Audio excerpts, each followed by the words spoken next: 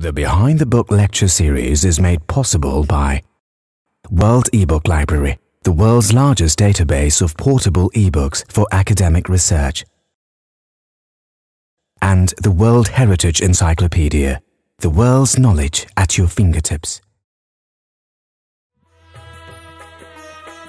Diwali is the festival of lights. Diwali has become such a popular festivity because it's so beautiful. I think even the White House does it.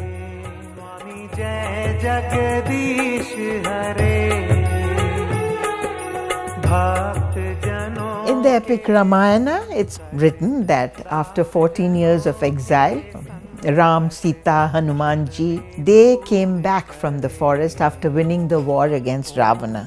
And so all the villagers lit up their path to welcome them and to show them the path to the palace. And they lit up the path with all these diyas, which are earthen lamps with oil. That's called Diwali. That's why that day is called Diwali. So when they came back to their kingdom, the celebration is called Diwali festival.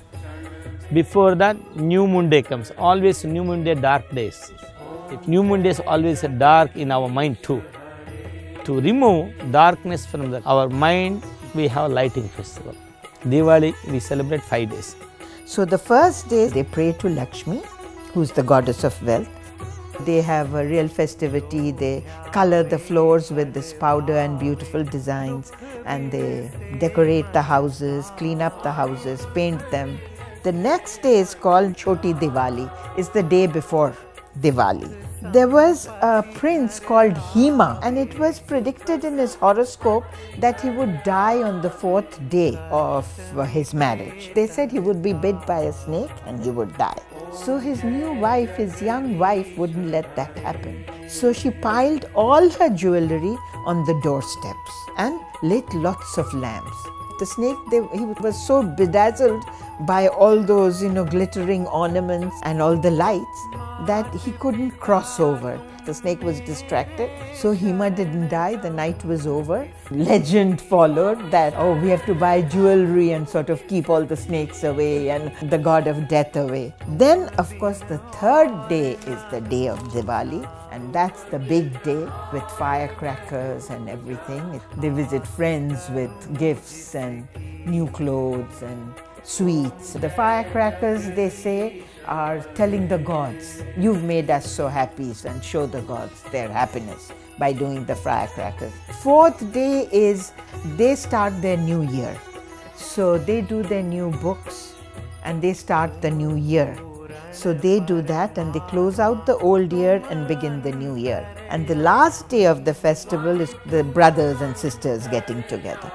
In the Muslims also, even though directly they don't celebrate, but they participate all the Diwali. So they come to the Hindus' house, they eat, they go all the mutual understanding to our society. Doesn't matter what caste, what religion, what age, we don't have. Equally, that one also celebrate equally Diwali all over the India. It brings so much of goodness in all the people around Diwali, that in the Indo-Pakistani border, one day they stopped the fighting and the Indian soldiers goes and gives sweets to the Pakistani, and the Pakistanis do the same. They offer sweets to the Indian soldiers. One day in the whole year that there's no war, we know we can be safe that day. Because we have a very vibrant prayer in Hinduism. We call it the peace mantra. What does it say? Lead us from the untruth to the truth. Lead us from darkness to light. Lead us from death to immortality. And it appeals to everybody in that sense. So it resonates all over the world. The darkness, nobody wants to be in darkness. We all want light. And that light is so well portrayed. In Diwali, I think it's very attractive to everybody all over the world.